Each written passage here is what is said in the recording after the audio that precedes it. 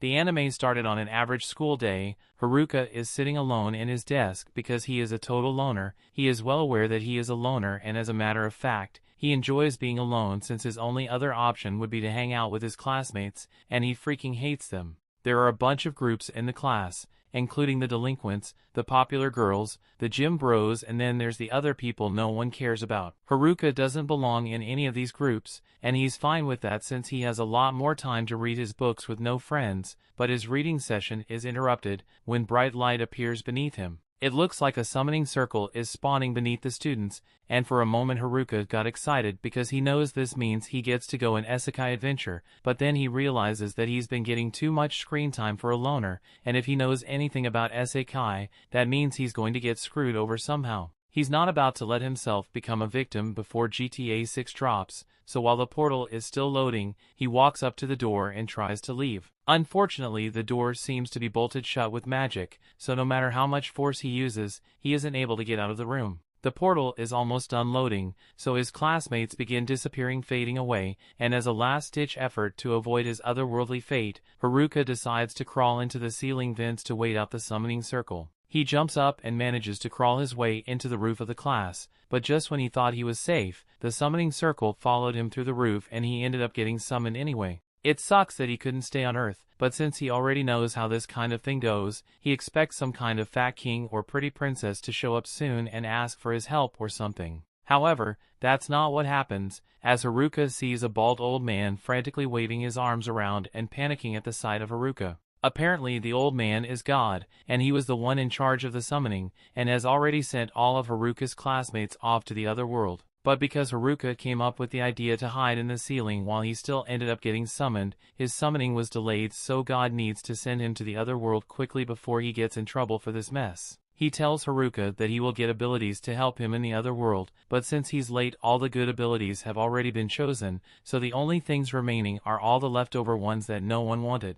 To list a few, he has the option of picking skills that equate to Minecraft villager, gambling dice, contact lenses, and a stick. And to make it worse, he only has a limited number of skills he can choose, so Haruka begins taking out his anger on the god for summoning him here and only having trash skills left. The god knows he messed up, but he didn't graduate from God University just to get yelled at by a high schooler, so he tells Haruka that he will give him all the remaining trash skills as an apology, but he doesn't want to see his ugly face around here anymore, so he teleports Haruka to the other world immediately. It's cool that he gets to have more skills than normal, but that doesn't do him much good if he gets tossed out into the woods as soon as he arrives. He's never lived in the woods before, and he has no supplies, but then he notices a pouch on the floor and turns out that it's a part of the Minecraft villager skill, and the pouch allows him to store an unlimited number of items in his inventory. There's also a bunch of starter gear in there, so at least Haruka isn't going to be doing this without equipment. After he's got his stuff on,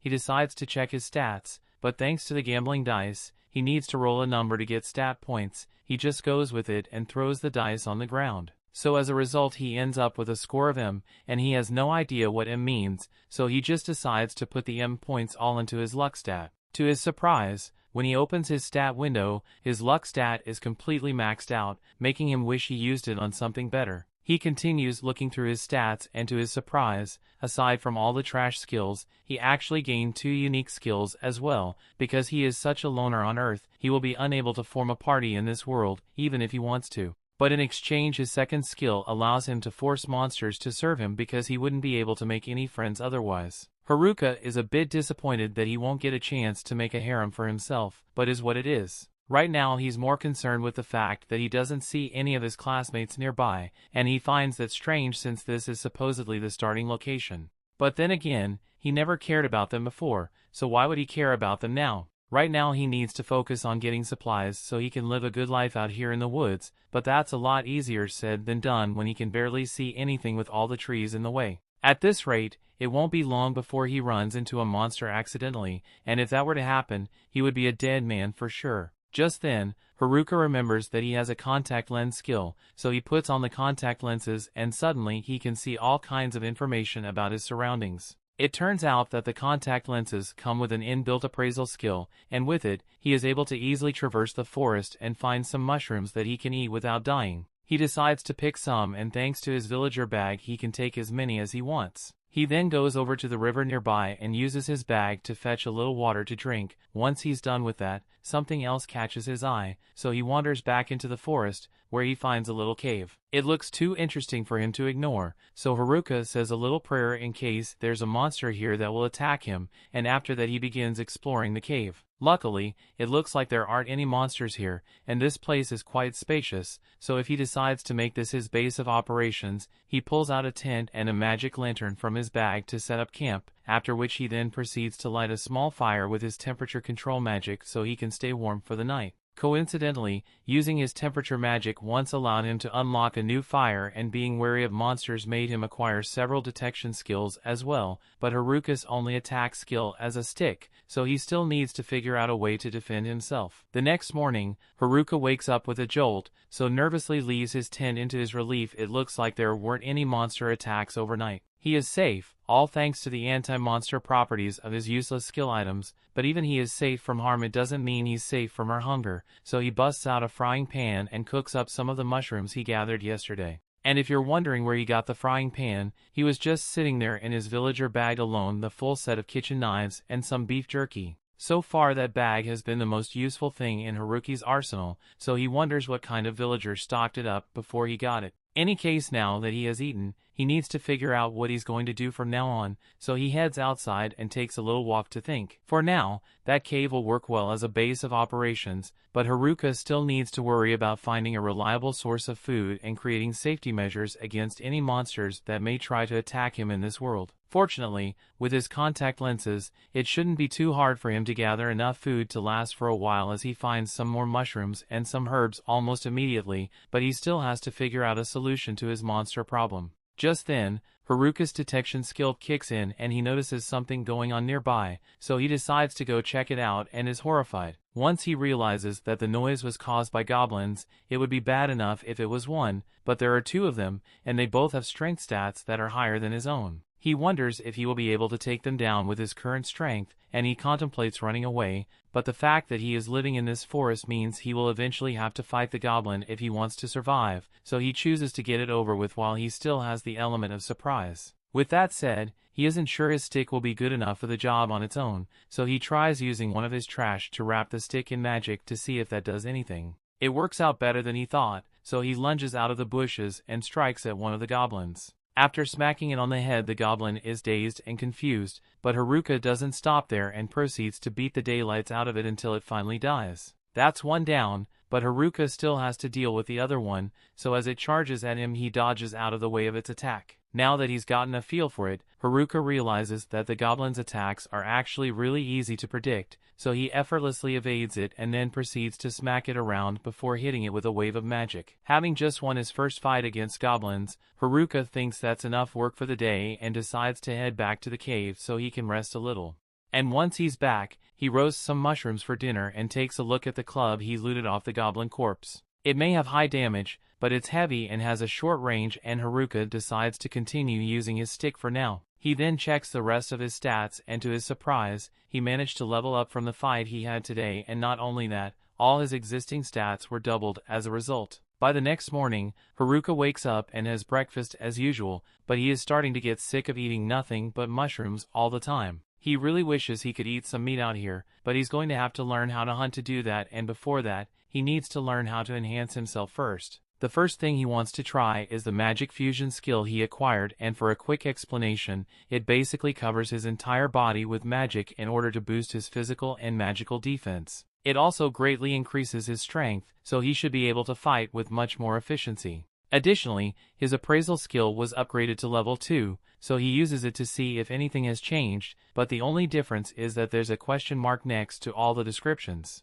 Haruka has clearly never played video games before, because he spends a whole minute trying to figure out what a question mark icon could mean, and eventually he just gives up on it altogether. Instead, he heads outside to do some magic training, and as he is leaving, he notices something on the floor, so he picks it up thinking it might be some meat, but it turns out to be another mushroom. It may be delusional, but Haruka was really hoping meat would just grow on trees in this world, and he soon realizes that he's not going to be finding any meat on the forest floor, so he decides to just go ahead with his magic train. He activates his mana infusion and takes his step forward, but with the physical boost he gets, he ends up flying forward by several meters. His body feels much lighter than before, and with very little effort he can easily dart around the forest, almost like he's teleporting. On top of that, his dexterity is greatly enhanced as well, so he can move and strike at things with precision. The first thing he does with his enhanced strength is challenge 2 random goblins, and unlike yesterday he is able to knock the goblin out in one hit. He's feeling really confident about his new strength, so he thinks he can handle even more goblins, but when he actually sees a group of 3 goblins, he starts having second thoughts and slowly backs away before he gets jumped. He decides that he has worked hard enough for today and heads back to his cave so he can practice his magic. He continues this routine and practices fighting during the day, and by night, he starts tinkering with his magic to see what he can do with it,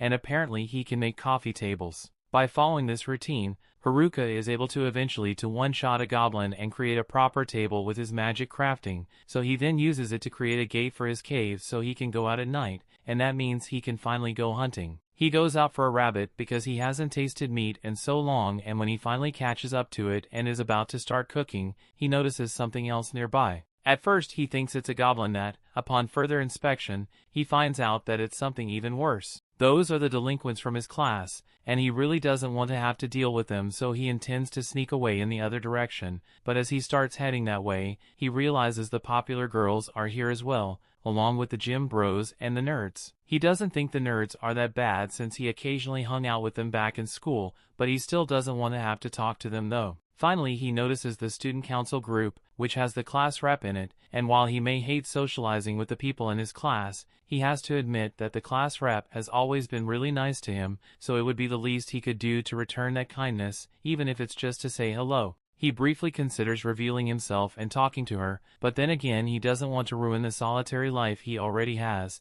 Since no one knows that he is here, he has the chance to be truly alone like he has always wanted. There's no idle chatter, no taxes, and no one to annoy him, so he really doesn't want to mess that up by having contact with his classmates because they're already pretty annoying. That's why he officially decides that he will ignore his classmates and live by himself so he can conquer this world alone. The story continues. We see Haruka hides from the other students, but one of the delinquents heard something from his direction. He is about to be discovered, but the guys end up assuming that the noise came from the bunny that was supposed to be Haruka's dinner. Haruka spies on the delinquents to hear what they are discussing, but the perverts are just talking about girls. They are some real degenerates, but Haruka knows that the class rep will stop them from doing anything to the girls. However, the delinquents have a guy named Tanaka on their side whose skill will allow them to do whatever they want. The delinquents go back to the other students, but Haruka is a serious loner, and he doesn't want anything to do with them. Haruka heads home to enjoy more of his delicious mushrooms, and he finds that his loner level has gone up. It's kind of a depressing title because it's starting to wreck Haruka's self-confidence. Haruka is still only level 3, and he blames his Master of None and Dummy skills. He isn't sure what they do, but he assumes that the Master of None means that he can't stay focused on any one thing long enough to make it really strong. However, it does allow him to accomplish a lot of different things. As for the Dummy's skill, Haruka assumes that it just makes him a puppet, which would make it the worst skill to ever exist. Haruka decides to eat his troubles away, but this just reminds him that he doesn't have any meat to eat. On day 7, Haruka wakes up to the sounds of fighting. Haruka finds the nerds in battle and he wonders if he should help them. He uses his appraisal skill on them and is shocked to find that they won't need his help at all. They have way better classes than him, and Haruka is the only NEET even among the nerds. This reminds him that unlike him, they actually have overpowered skills. Unfortunately, this is a lot like how things were in his old world. His class was full of top athletes and ace students. They even had kids of celebrities, and Haruka often wondered how he ended up there. Haruka determines that the dweebs can handle themselves, but he notices that some sneaky little monsters are sneaking up from behind them. Haruka remembers being friendly with the nerds in class, so he decides to help them out. The nerds thank him, so Haruka shows them his sweet-looking cave and they marvel at how fancy it is. Haruka explains that he just learned how to use earth magic and he used it to make his cave really secure. They wonder if Haruka did all this alone, so Haruka points out that he's always alone. Haruka wonders why the nerds are with the other students, and he is shocked when they reveal that they are on the run. It all started when everyone was transported before Haruka. Everyone was in shambles because they didn't know anything about being Isekai, but the nerds were well versed on this subject. They were already assigning points into their skills, so the jacks demanded information from them. Everyone else was falling apart, but the class rep knew that they needed to keep quiet in the woods. It was too late, however, as they were already found by a group of goblins. Haruka is shocked to hear that even the delinquents were trembling in fear, but this was the perfect time for the nerds to shine. They acted like they were the protagonists of their own anime, and they began taking out the goblins. The jocks were inspired by all the nerdy bravery going on, so they helped out and the monsters were defeated. The class rep quickly gathered herself and led everyone to a safe riverside clearing. The nerds took the opportunity to shine even more as they helped everyone set up camp. Thanks to their lifelong dedication to avoid touching grass,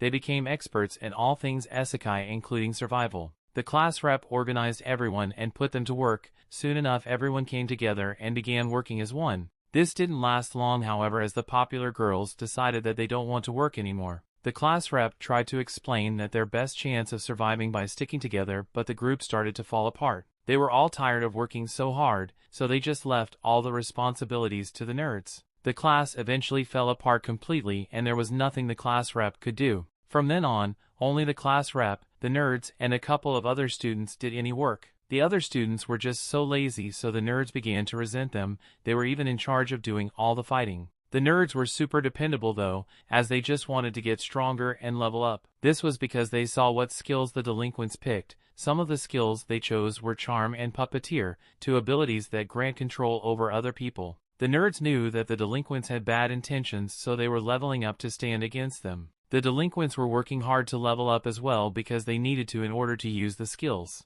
The nerds kept a very close eye on the delinquents, and they eventually heard what they planned to make some of the girls do. The nerds told the class rep, so she decided that she would have to level up as well. Unfortunately, the delinquents reached the level requirements for their skills soon after. The class rep just so happened to run into them at the worst moment, but seconds later, the delinquents were on the ground. The nerds were prepared for this very moment, and they used their seal abilities to seal the charm and puppeteer skills of the delinquents. They exposed the forced harem plans of the delinquents, so the delinquents run out of the camp. However, one night the delinquents made their return and they got their revenge by using weapons. They destroyed the camp and declared that they would be back later to cause more chaos. For some odd reason, the nerds ended up receiving all the blame for what happened. The popular girls that they kept from becoming puppets and their being the ones to turn on them first, and the other students followed. The class rep and a few other students took the nerds' side, but it was too much to deal with and the nerds decided to just leave. Haruka feels really bad for them, so he throws a mushroom party for them.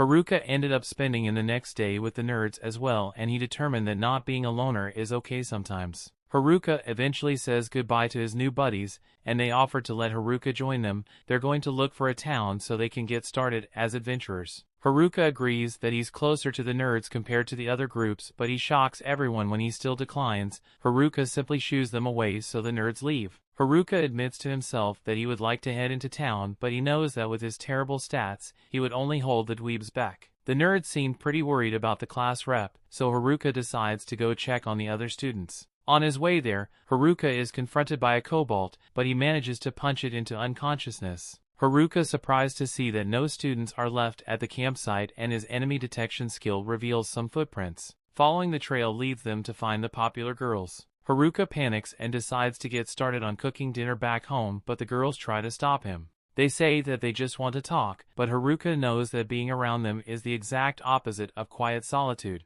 Haruka runs for his life, but he is shocked when the girls politely ask him to stop by saying please. The girls explain that they're looking for the nerds, but Haruka assumes that they just want to put them to work again. The girls shock him, however, as they want to apologize to the nerds because they just now realize that they owe their lives to them. Haruka knows that these girls have never apologized in their entire lives, but they are very serious. Haruka breaks the bad news by explaining that they have no chance of catching up to the nerds, but they still want to know where they went. Haruka points out that they wouldn't make it out of the woods the way they are now because they don't even know how to fight. The girls are discouraged, but Haruka demands to know if this means that they're just going to give up. He demands to know if they're serious about apologizing to the nerds, and Haruka thinks about how he needs to test the girls for the sake of the nerds. Haruka's tough motivation tactic backfires, however, as the girls begin to cry. They just wanted to apologize to the nerds, but now they fear that they will be eaten. Haruka has no clue what's going on, so the girls beg for Haruka to teach him how to survive until they find the nerds.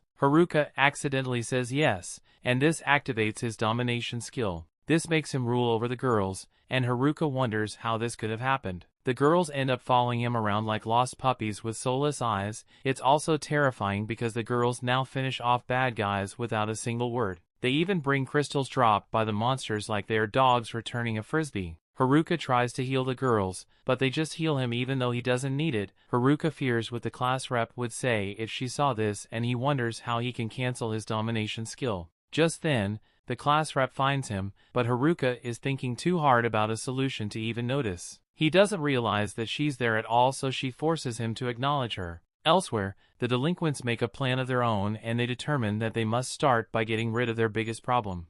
The story continues. We see when the class rep gets Haruka's attention, Haruka panics because he doesn't know what to say to her, and come to think of it, he doesn't actually know what her name is. They've been in the same class since elementary school and the class rep has always been nice to him, so she can't believe he never bothered to learn her name. A few moments later, the rest of the girls from the class show up since everyone aside from the popular girls were following the class rep's orders. Speaking of the popular girls, class rep notices them standing behind Haruka, but they look like they're currently sharing a single brain cell, so class rep thinks Haruka must have done something to them. He will like to say he's innocent, but the fact of the matter is that even if he didn't mean to do it, his skill turned the girls into his servants and he doesn't know what to do about it. He tries his best to explain the situation without making himself seem like the bad guy, but none of the girls actually believe him, so Haruka gives up on trying to prove his innocence and turns to walk away. Unfortunately, class rep forces him to stay while she checks on Shimazaki to make sure she's alright, and luckily, a little shaking at all it took for the subjugation to be undone, so Shimazaki tells class rep that she's alright. The class rep is relieved to hear that Haruka thinks that means he can leave now, but class rep still wants to find out how the whole subjugation thing happened in the first place, so she refuses to let Haruka go yet. While the girls are talking, Haruka is left alone by a tree, and since he's got nothing to do, he decides to try practicing his magic so he can expand his house once he gets home. He begins trying to figure out how to make a basement, but he messes it up and accidentally buried himself in the ground from the neck down. He's stuck like that until the class rep finds him, and she was shocked to find him buried in the dirt when she just asked him to wait a few minutes, but boredom can make a guide you crazy things. She was over to Haruka's head to grab him so he can get out of the dirt, and once he is free, she apologizes for not trusting him since Shimazaki told her that he was just trying to help everyone. Haruka doesn't recall ever saying he would help everyone, but class rep and the other girls who are already thanking him, so he decides to just go with it. Since everything has been settled, he wants to head back home, but the girls start getting mad because he wants to leave them out in the wilderness without helping at all. Class rep realizes Haruka just mentioned having a home, so she asked him about it, and Haruka explains that he had some spare time on his hands, so he just kind of built a house. Class rep can't believe he managed to build an entire house by himself while they've been struggling to manage a camp, and the other girls are extremely impressed as well, so they called a meeting and began talking amongst themselves. Class rep asks how many people Haruka's house can accommodate, and from the way he designed it would fit about 240 people, but he have to move some furniture around and empty the indoor pool though. Class rep is really jealous of how well Haruka is doing for himself, and as much as she hates to bother him, she asked if she and the other girls can stay with him for the night since they are all currently homeless. Haruka freaks out because it's one thing to invite guys to stay over for the night, but this is an entire class worth of girls and is having a hard time controlling himself. Once he calms down, Haruka begins leading them all to his house, but because of all the time he has spent roaming these woods, Haruka is far better at getting around. One of his skills even gives some helpful pointers to keep him going in the right direction. Eventually, Haruka makes it back to his house with the girls, and after catching their breath, they are stunned by the magnificence of Haruka's house. It's been so long since they've had a roof over their heads or gotten to experience the wonders of indoor plumbing, so as soon as Haruka mentions that there's a bath over in that direction, the girls start frantically running towards it and strip down right there in front of Haruka. There's no way he can handle spending an entire night in the same room with all of them, so he sets up a tent so he can be alone and prepares to go to sleep. Just then class rep walks into his tent because there's something she wanted to talk to him about. First of all, she thanks him for all his help because she wouldn't have known what to do without him. After the nerds left, the gym bros decided to leave as well, so the girls were all left on their own. It's been tough, but now that they've had a bath and a good meal, the girls are all in high spirits once more. Still, even though the things worked out eventually, class rep feels that she has failed as a representative because she couldn't do anything to help the class's situation by herself. Haruka thinks she's being a little too hard on herself because up till now she's been the one protecting the girls and kept them together. That may be true, but class rep says it just got lucky because they didn't run into any monsters out there, but if they had, she would have been powerless to protect the class, unlike the nerds. Again, Haruka doesn't think she's being fair to herself because the nerds have practically spent their whole lives preparing for the situation, so it's natural that they would be able to handle themselves well. However, on her end, this was the first time he had ever even heard about Isekai, so all things considered she's been doing pretty well. Class rep feels a lot better after hearing him say she did a good job, although her accomplishments still seem insignificant compared to Haruka, who created functioning household in just a week. She wishes him a good night and heads back inside, but with everything that happened today, there's no way Haruka is getting any sleep tonight. Early the next morning, Haruka wakes up and finds one of the girls sitting outside his tent and asking him to get up because breakfast is ready. It takes him a minute to realize what's going on, but when he finally does, he freaks out a little and says he actually wants to sleep in a little longer. The girl doesn't accept his answer and crawls on top of him to convince him to get out of bed, so Haruka gives up and asks what's for breakfast. He was expecting the usual mushroom soup of the side of extra mushrooms, but to his surprise,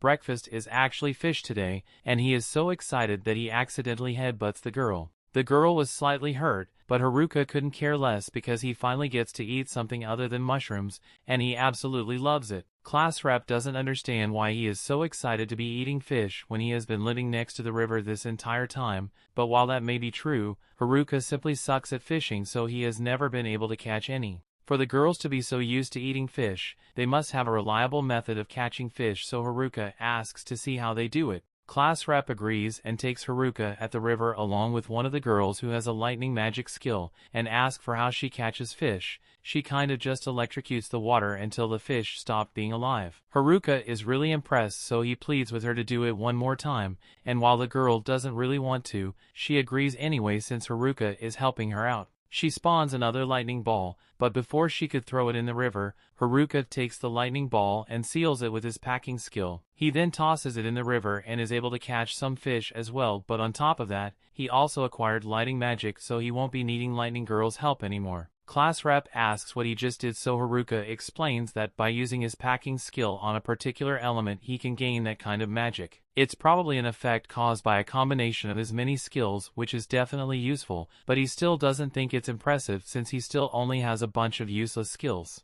While the other girls are playing the river, Haruka sits with class rep and asks what she and the other girls plan to do after this. Class rep says the details still aren't certain yet, but they plan to head for the nearest village to try and catch up with the nerds. However, they are going to need to level up if they plan to make it out of this forest on their own, so Haruka offers to help them train before they leave. Short while later, all the girls are gathered out in the forest, and before Haruka begins his training camp, he says he would like to know what their current levels are. The girls tell him that their levels are all above 16, and Haruka begins feeling depressed because he's still only level 7 after all this time in the forest. He's honestly starting to doubt that the girls even need his help to begin with, so he decides to give them a small test and sets them up to fight a bunch of kobolds to see how well they do. The girls think this will be a piece of cake once the kobolds are only level 6, but a few moments later, they've all had their asses handed to them and are down for the count. The girls had no idea that the kobolds would actually fight back, so they all head back to regroup and think of a new strategy, and for some reason the strategy meeting is taking place in Haruka's magic tent. They can all fit since Haruka's tent is able to expand, but he still has no idea why they chose to come here. After a little deliberation, the girls head back out and they are sure they won't lose this time. Haruka is glad that they seem motivated, but he honestly doesn't think they'll be able to win this time either. Once they've left, the girl from this morning approaches Haruka and says she wants to apologize for her behavior this morning. She was intentionally getting close to him just to see if he would try to take advantage of the situation if given the chance. She admits that she didn't trust him at first, but he gave him a place to stay, food to eat, and is even helping them learn how to fight, so she feels like she can trust him and she'll be back to wake him up tomorrow with his breakfast. Haruka is glad she trusts him and says he's looking forward to seeing her tomorrow, although he doesn't know her name, so he's just going to call her Fish Girl. The next morning, Haruka is happy to receive the fish from Fish Girl, but then he hears the other girls talking about going out to fight kobolds again for revenge,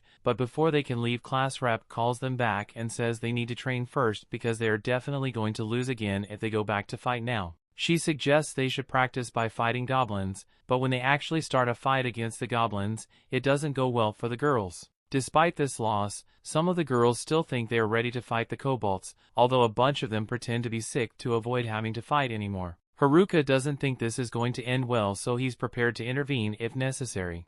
However, to his surprise, the girls actually learn from their mistakes against the goblins and work together to take down the kobolds. Class rep congratulates them all on their victory and Haruka is relieved because this means that girls can handle themselves and won't need to stay with him anymore. He believes he can finally get back to his life as a loner, but class rep comes over and thanks him for agreeing to come with them to the nearest village. He knows for a fact he never said he would join them, but the class rep is really insistent, so he caves in and agrees to go with her. A little while later, everyone has packed their stuff and they are ready to leave the forest, but Haruka reminds them that they don't know what they might run into out there, so they should all keep their guard up. At the same time, in a different part of the forest, one of the boys from the class is seen running for his life, when he makes the mistake of turning around and trips over a rock. He is now cornered by his attacker and has nowhere to run, so he ends up getting strangled to death on the spot.